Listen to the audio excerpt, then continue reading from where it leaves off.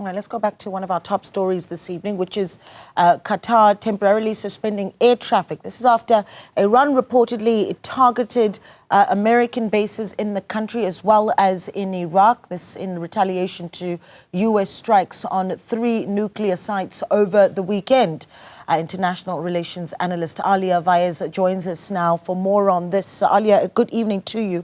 Thank you so much for speaking to us. Of course, it's evening for us here at home, but not too different a time zone for you there in London. But here we are. We've seen the retaliatory strikes from Iran after the US hit 3 nuclear sites over the weekend. Were we expecting to see them this soon? Seemingly, Qatar expecting them, with their defense department already saying they were able to intercept the missile. Thank you so much, Naledi, and to the team for having me. Definitely, I think Iran followed kind of military and defense protocol by communicating. Those official communique have not been released to the public, but it wouldn't be anyway. There are signs that they definitely did communicate with both the US and Qatar authorities, given that, days ago, around this particular US military base in Doha, Qatar, was sort of evacuated of all personnel and of all, not all, but most major kind of US military equipment, for example, planes, etc. And this was confirmed by the fact that the Qatar kind of government sources have since said that no one was injured, no one has died, there were no kind of casualties from the attack, and that is to be expected. However, we're of course waiting. President Trump and some of his exceptionally the highest levels of his defense staff are in the Situation Room at the moment, kind of deciding chartering their way forward. This attack generally at a diplomatic level was not unexpected. Iran had been warning since the US, even prior to the US's strikes. They said, in official statements to both their public on Iranian state TV as well as to the rest of the world through their foreign minister statements, saying that if the US were to get involved, it will retaliate back. It will take it as a sign of war and a sign of aggression. Following the strikes on their 3 nuclear sites, as you mentioned, over the weekend, Iran said, the US needs to be prepared for retaliatory strikes. And I must mention that Iran retaliating both to Israel as well as to the US is well within its rights as a sovereign nation, not only under international law, but under the UN Charter. That both Israel and the United States are, allegedly respect. I would say that, this is even quoted in the Qatari foreign ministry statements, saying that, even Qatar, on the basis of international legal principles as well as the UN Charter, Qatar even has its right to retaliate in a way that seems fit under international law, given that principles of state and air sovereignty have been breached now. Yeah, that's interesting, because I was going to even get into what happens next from, the more global sort of response. But what you've said at the tail end there, Aaliyah, I think something that we should probably sit on a little bit, right? There was the anticipation that we'd see Iran retaliating and focusing their attention at targeting US bases in the Middle East. But the next response, do you think that will come from Qatar? Or from the US, or what is the vision that you see around just the levels of violence that we expect to be seen as these countries interact? You've got, for instance, reports that the Al Udeid Air Force was hit by short range and medium range military missiles, and I don't know what that actually says about their military capability, that of Iran. Perhaps you can make something of that. Sure. I think there are 2 kind of levels to answer this. At a broader level, which is what I think the world is kind of holding its breath for, is that we're starting to see several events unfold in anticipation for a US response. And that, of course, is going to be decided by President Trump himself, as well as, as I mentioned, the kind of security and military personnel around him. We do know that from past actions in the sphere of defense and military, President Trump is most likely influenced by those in his circle, and often takes snap decisions on whether to attack, whether not to attack, how to respond. I think I can't speak for that. I think I am with the rest of the world holding my breath for what President Trump is about to do. I think there is a potential likelihood, given his diplomatic character, that he doesn't take strikes like this lying down. I think there is a very high likelihood that if the U.S. does respond in a way that signals their own defense and military might, it may be very exceptionally detrimental to the entire region of the Middle East. Given that the U.S. has a strong military and defense presence in the region, generally, as well as its ally Israel. I think if we come back to the region, one step back, if we think of Qatar's response, I think if you look historically, Qatar and Iran have enjoyed quite friendly relations, at least over the past decade, with Qatar often acting as a kind of mediator or negotiator, go between Iran and the US. I think it is almost immediately after Iran strikes on the US military base in Doha, we saw kind of, I wouldn't say thanks, but I would say almost respect from Iran over its ability to kind of use Qatar in that way. I think it is not within Qatar's diplomatic or even defense character to respond in any kind of aggressive way. I think it also would not want to get involved in a conflict that is increasingly becoming more detrimental. We've heard reports that the Strait of Hormuz is essentially very close to being entirely closed. That again affects oil and gas prices across the region, but also across the world. I think it wouldn't be within Qatar's domestic or foreign policy interest to get involved in this.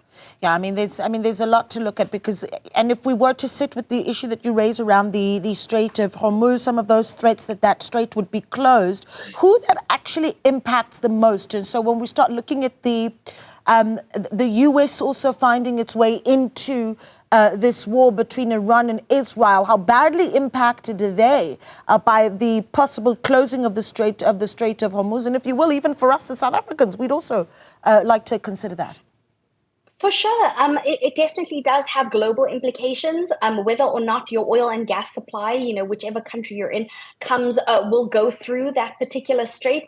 It controls around 20% of the globe's oil and gas supply. And even if your country doesn't, take from that 20%, the rest of the 80% that the world kind of enjoys, those oil and gas prices will surge. And we know, very well as South Africans, what happens when petrol goes up, right?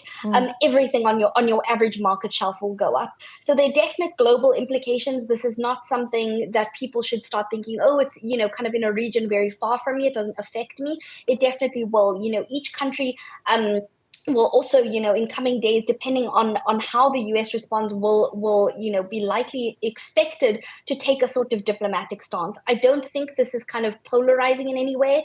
Very much so, for example, South Africa could stand by its historic diplomatic character and defend the UN Charter and principles of sovereignty, international law, and even human rights, given that Israel is involved, as well as the US's backing of Israel.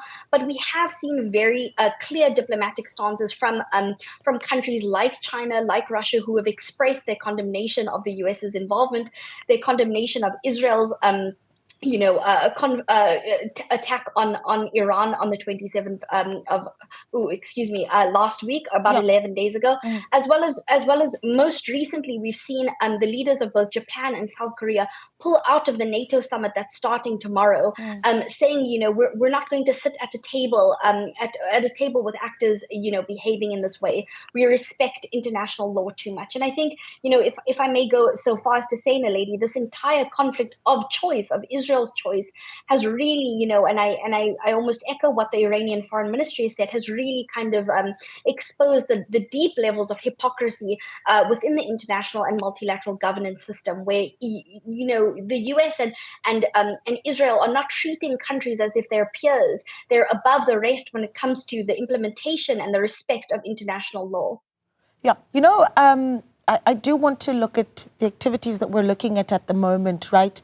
Iran, a retaliatory action of targeting those two bases, American bases, one in Qatar, one in Iraq. And I focus on the details that we've got around what's happened in Qatar. No casualties, not much damage having been reported there. And if you will, it does speak to the power dynamics certainly that are at play here. You talk about the hypocrisy that you mentioned, but I think there's also the discussion around just how much power Iran ultimately has at this moment. You had Donald Trump over the weekend quite, I suppose one could say gloatingly, speaking about how they have successfully been able to hit those three nuclear sites, believing that they've hurt Iran quite extensively.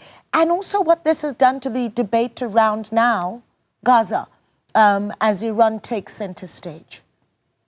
Exactly. I think on the one hand, you heard a statement from President Donald Trump following those attacks on Iran's nuclear sites, almost washing his hands, saying, we've done what we've done, and that's it. It's time to go to the kind of negotiating table. It's almost finished now. He almost closed the chapter, in his diplomatic statements.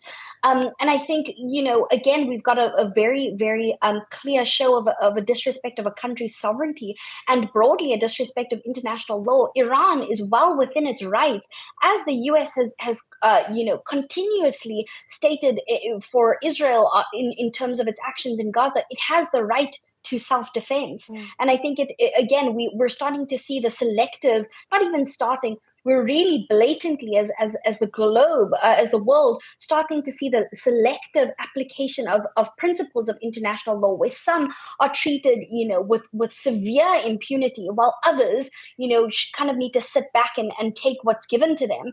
And I think that's what Iran has said from the beginning. We are within rights as a power that was hit unprovoked. We came to the negotiating table. We followed, the treaties on nuclear non-proliferation. We were also, party to the UN's International Atomic Energy Agency, and neither of those things protected us in any kind of way from both the US as well as Israel's actions. And I think, we've started to see Iranian government officials kind of formalize the country's withdrawal from said agreements on non-proliferation, on being a party to the IAEA, because these institutions and these principles are simply not working for everyone, as they say they would. And I think, as this conflict is going on, we our eyes are still on Gaza. What Israel is doing across Gaza, as well as the occupied Palestinian territories, including the West Bank. It is, Palestinians are fighting for their lives on a daily basis, being struck while looking for food. Unprecedented levels of humanitarian crises on all fronts. The fact that Israel has, is dragging the Middle Eastern region into this incredible power play by Prime Minister Netanyahu is a real signal to the world that something needs to be done. Yeah, the question becomes, with the entry of the US in this war at this stage, and certainly the retaliatory strikes from Iran, what conversation looks like in Capitol Hill as we speak, as the US starts to look at themselves being targeted in Qatar and in Iraq. Will the support for Trump and Trump's position on this war grow or wither away? We do know that many Democrats, of course, have come out in Congress very much against the support of Trump of bringing the US into this war. That, of course, remaining to be seen. But thank you so much to Aaliyah Vayez, the international relations analyst, speaking to us this evening. We're going to take a short break. We are back in a moment. Stay with us.